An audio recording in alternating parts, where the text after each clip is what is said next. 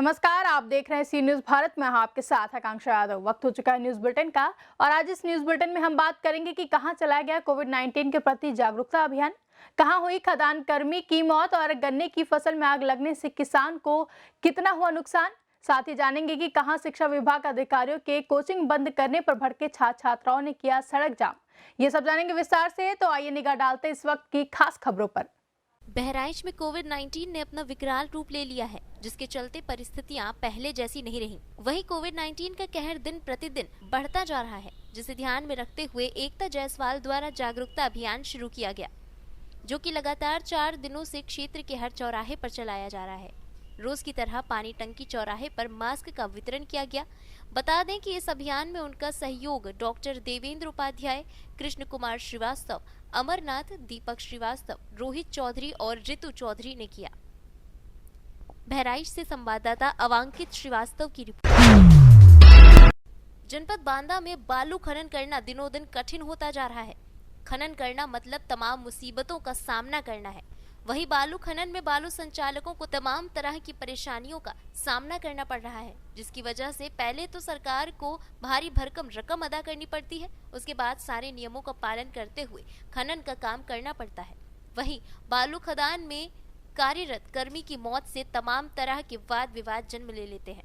ताजा मामला बांदा जनपद के पथरी खदान का है, जहां कल देर रात में खदान कर्मी शिवकांत सिंह की हालत ज्यादा बिगड़ने पर खदान में कार्यरत स्टाफ के द्वारा जिला अस्पताल में इलाज के लिए लाया गया, लेकिन अस्पताल में ही खदान कर्मी की मौत हो गई, जिसके बाद मृतक के परिजनों का आरोप है कि ये मौत नहीं हत्या है।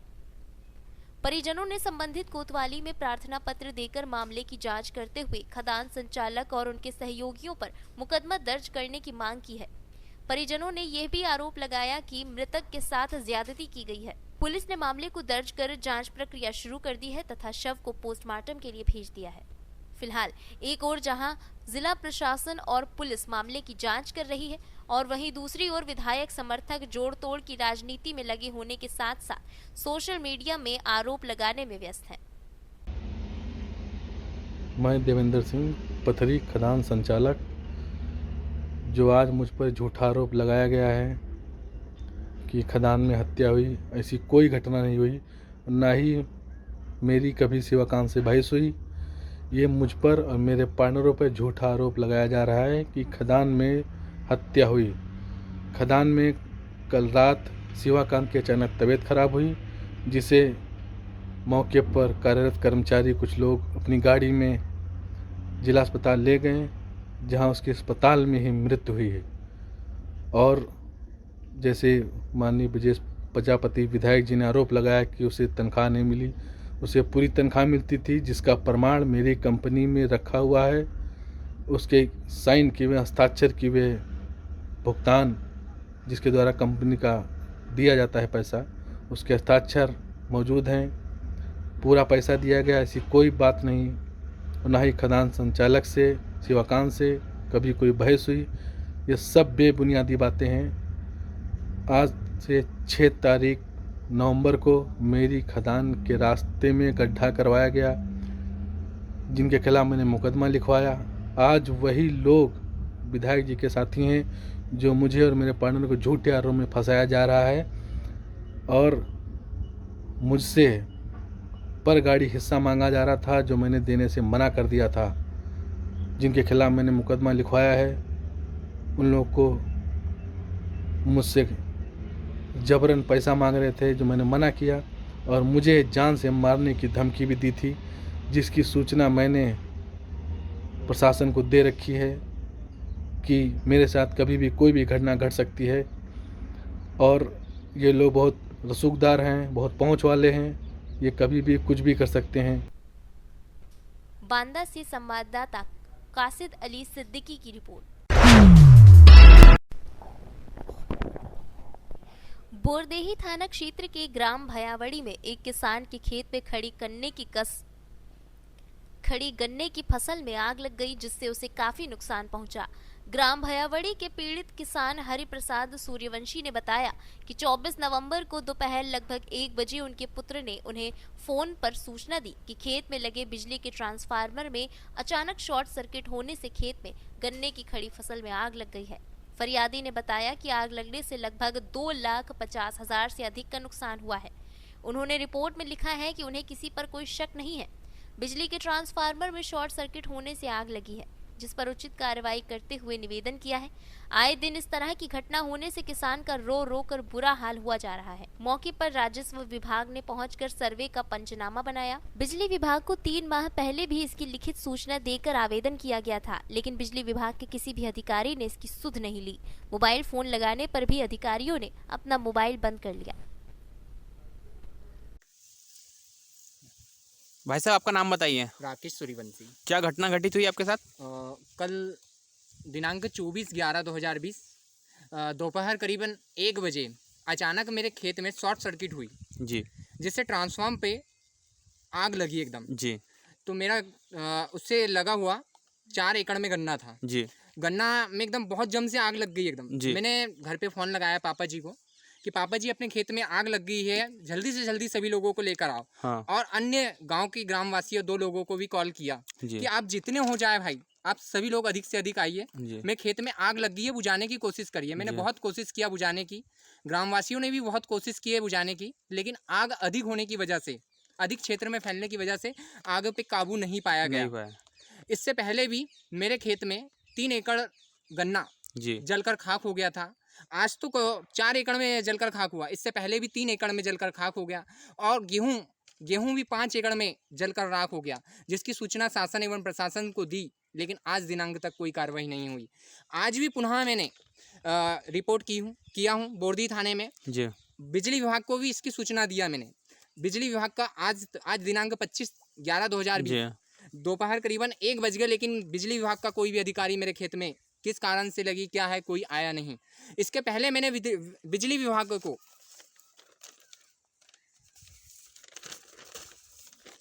3/9/2020 को जी लिखित रूप में शिकायत दी, जी जिसकी रिसिप्ट ये है। जी उसमें भी आज दिनांक तक कोई कार्रवाई नहीं हुई। फिर पुनः मैंने 24/11/2020 को फिर बिजली विभाग को इसकी सूचना दी, जी। जिसकी रिसिप्ट ये है। उसमें क्या दिया है आपने? मैंने लिखा हुआ इसमें निवेदन यह है कि मैं हरिप्रसाद पिता रामा सूर्यवंशी निवासी भिवाड़ी मेरे खेत में आज जी। तो वही है ना उसका? मैं ये दिया हूँ LT एवं 11 kV लाइन बाबत। निवेदन यह है कि मैं हरिप्रसाद रामा सूर्यवंशी निवासी भिवाड़ी, मेरी भूमि भिवाड़ी में ही है, जो कि विद्युत वितरण केंद्र बोरदई है। मेरे खेत में LT लाइन कभी भी शॉर्ट सर्किट होती है, जिससे मेरे खेत में आग लगते रहती है। मेरे खेत में LT लाइन नीचे होने के कारण मुझे ट्रैक्टर चलाने में कठिनाइयों का सामना करना पड़ता है, एवं LT लाइन के पोल खराब होने की वजह से खतरा बढ़ गया है। और 11 kV लाइन के 2 पोल खराब होने की वजह से लाइन नीचे होने के कारण गेहूं कटाई में हार्वेस्टर नहीं चल पाती है, जिससे मुझे परेशानी होती है। अतः महोदय जी से निवेदन है कि सुधार किया जाए, अन्यतः किसी प्रकार की दुर्घटना होने पर बिजली विभाग जिम्मेदार रहेगा। ये आपने सूचना पहले दे चुके हो? हाँ, मैंने पहले दे चुका हूँ। आला अधिकारी कोई नहीं आए? आज तक कोई अधिकारी आप नहीं क्या आया। चाहते हो?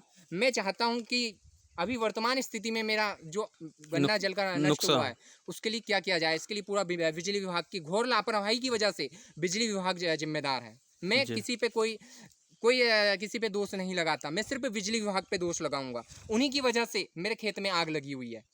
आला अधिकारी का कुछ कहना है? आपने फोन वगैरह लगाए थे उनको? मैंने बिजली विभाग में एप्लीकेशन दिया, तो ठीक है देख लेंगे, कार्रवाई करेंगे, लेकिन कोई कार्रवाई नहीं। इससे पहले भी एप्लीकेशन बहुत से दिए हैं, पर कोई कार्रवाई नहीं? कोई कार्रवाई नहीं हुई है। ठीक है सर, बहुत बहुत धन्यवाद आपको।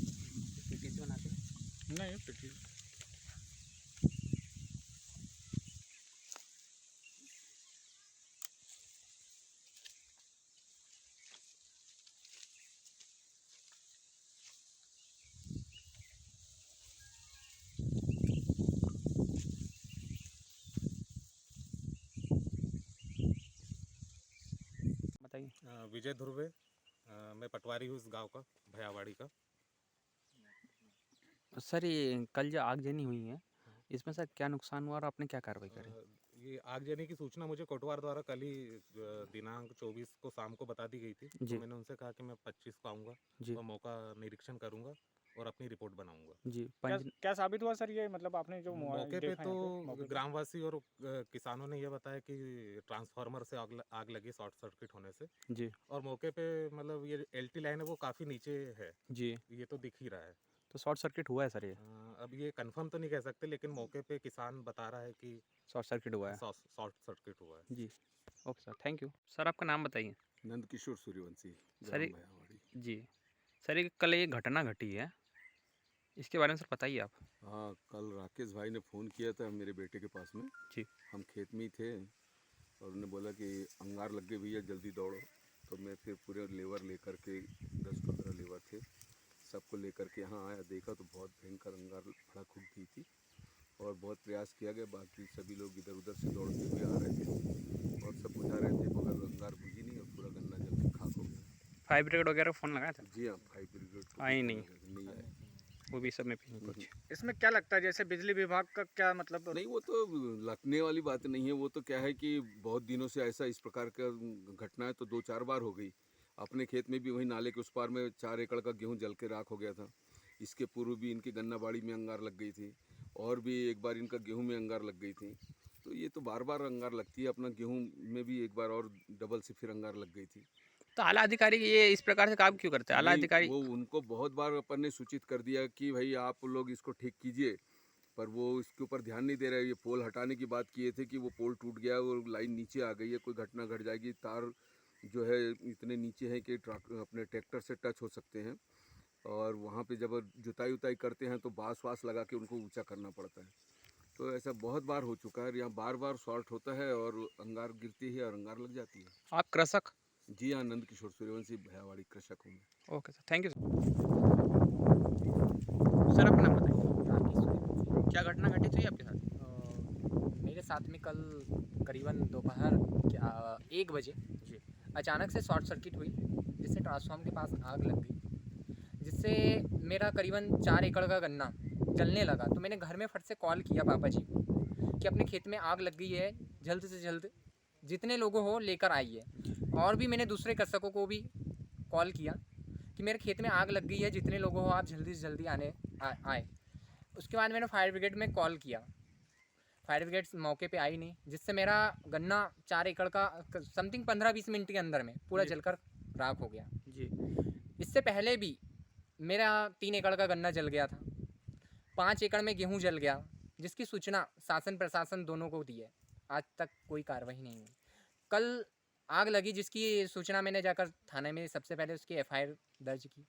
उसके बाद बिजली विभाग को सूचना दिया, जिसमें बिजली विभाग का आज दिनांक तक कोई भी अधिकारी आकर किसी प्रकार की कोई जांच नहीं की। मैंने इसके पहले भी पूर्व में बिजली विभाग को लिखित रूप में शिकायत की, जिसकी प्रति मेरे पास है। आज दिनांक तक भी कोई उसकी कार्रवाई नहीं हुई।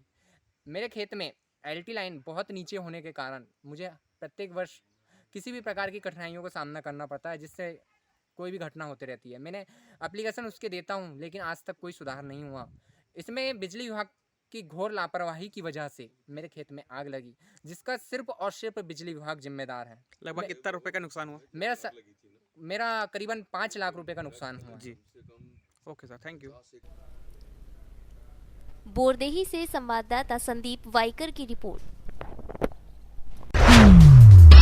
गया जिला के इमामगंज डुमरिया मोड़ जाम कर सड़क पर उतरे सभी छात्र एवं छात्राएं सरकार विरोधी नारा लगा रहे हैं।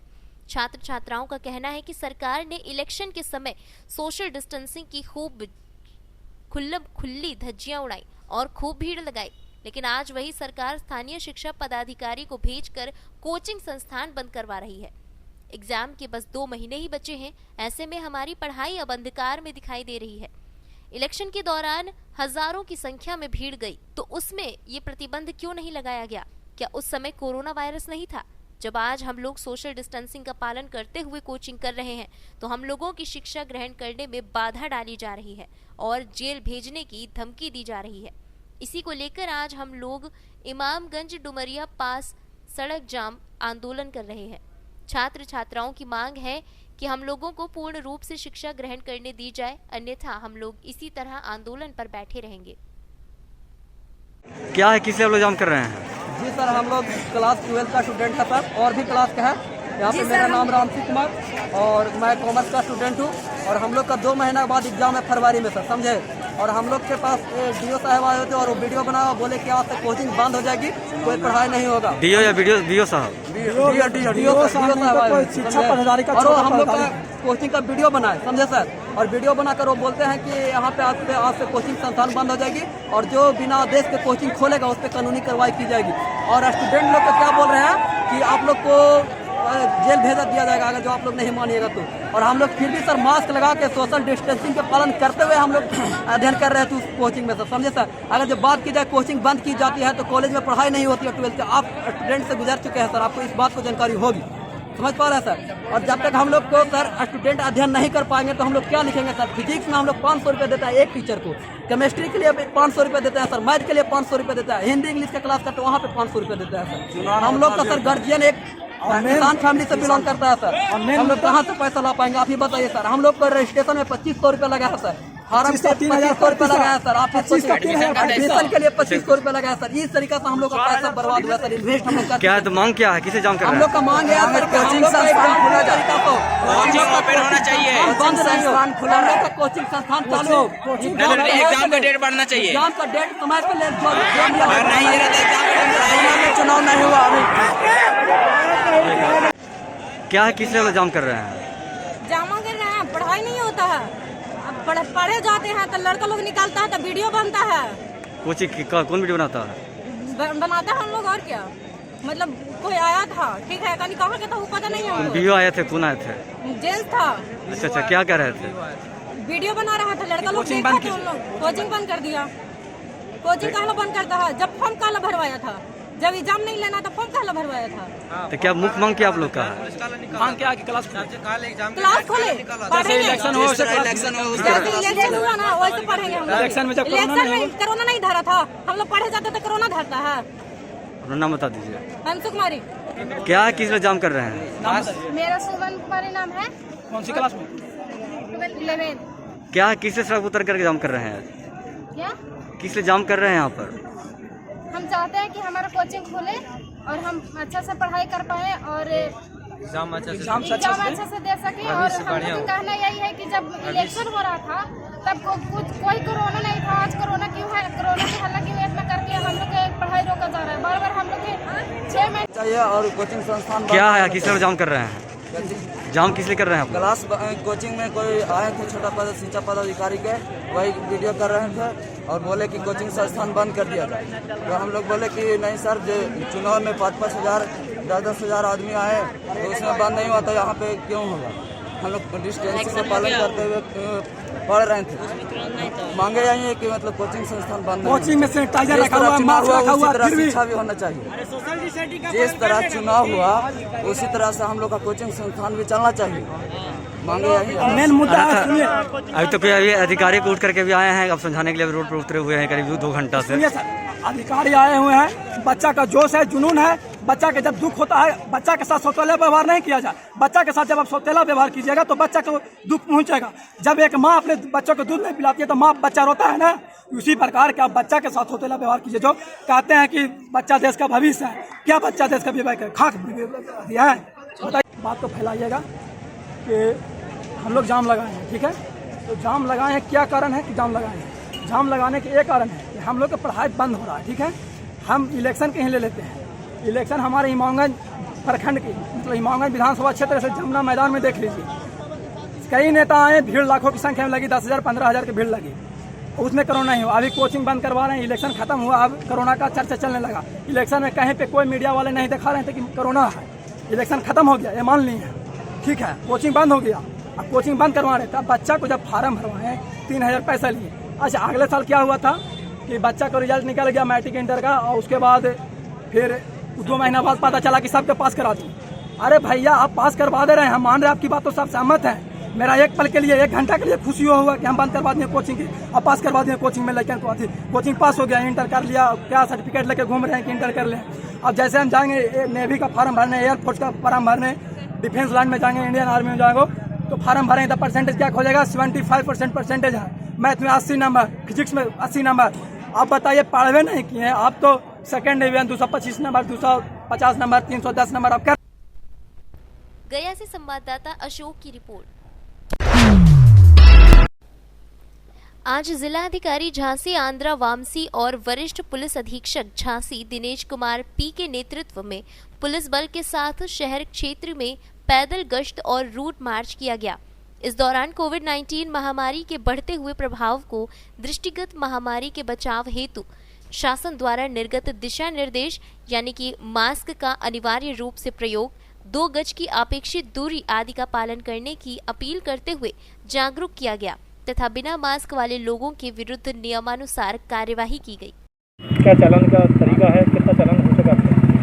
देखिए, डीएम एसएसपी के द्वारा एक जॉइंट रूट मार्च निकाला गया है। इसका 2 मकसद है, एक अवेयरनेस है यानी जागरूकता है, दूसरा एनफोर्समेंट है यानी जो नियम का पालन कराना।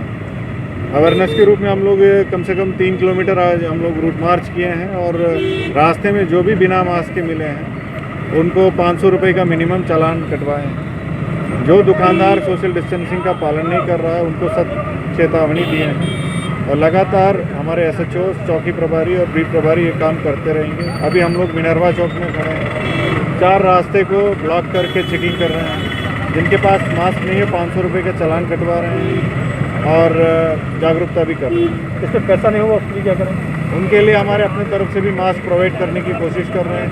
गमछा है तो गमछा उनके मुंह पे लपे उसको कवर करने के लिए उनको प्रोत्साहित कर रहे हैं, उनको इनकरेज कर रहे हैं। बाकी ज़्यादातर ऑलमोस्ट 80% मास्क पहन रहे हैं। 1 तारीख जनपद झांसी में सिर्फ 211 केसेस थे और नवंबर आज 25 तारीख पे 424 केसेस आ गए। इसका मतलब केसेस जो 25 दिनों में दोगुना हो गया। तो लोगों में ये सतर्क रहना बहुत ज़रूरी है इस वक्त। ये जो अक्टूबर में जो केसेस कम हुआ था, नवंबर 15 के बाद, दिवाली के बाद ये केसेस फिर बढ़ना शुरू हो गए। कोरोना से बचाव के लिए तो 3 ही सूत्र हैं। एक तो सोशल डिस्टेंसिंग का पालन करें और मास्क पहन के ही अपना जो भी है आचरण व्यवहार करें जब बाहर आते तो। तीसरा है जल्दी से जल्दी टेस्टिंग कराएं। तो मास्क एनफोर्समेंट के संबंध में आज पूरे एलाइट चौराहा से लेके मिनरवा तक हमारे पुलिस वालों के साथ एनफोर्समेंट का कार्रवाई जो शुरू किया गया था, ये जो आनंददायक बात है कि कम से कम हम लोग 15 से लेके 20 केसेस को ही पकड़ पाए थे जो बिना मास्क पहने हुए। हम चाहते शहर में ज़्यादा से ज़्यादा एनफोर्समेंट बढ़े और 100% मास्क का जो भी है एनफोर्समेंट हो जाए। और इस वक्त शहर की जो 6 लाख की आबादी में लगभग 3 लाख के आसपास टेस्टिंग भी हो गया है। हम सब लोगों से अनुरोध करते हैं कि भीड़ एकीकृत करने का जो भी काम है ना करें और साथ में ये मास्क का एनफोर्समेंट 100% पूरी करा दें और सोशल डिस्टेंसिंग बना के रखें। जब ज़रूरत है तभी तो बाहर आ जाए, ज़रूरत के ना है तो फिर तो फालतू में बाहर घूमने की ज़रूरत नहीं है। Thank you. झांसी से संवाददाता राजीव की रिपोर्ट। फिलहाल के लिए न्यूज़ बुलेटिन में बस इतना ही। देश और दुनिया की तमाम बड़ी खबरों के लिए जुड़े रहे सी न्यूज़ भारत के साथ। हर खबर आपके साथ, आपके हाथ।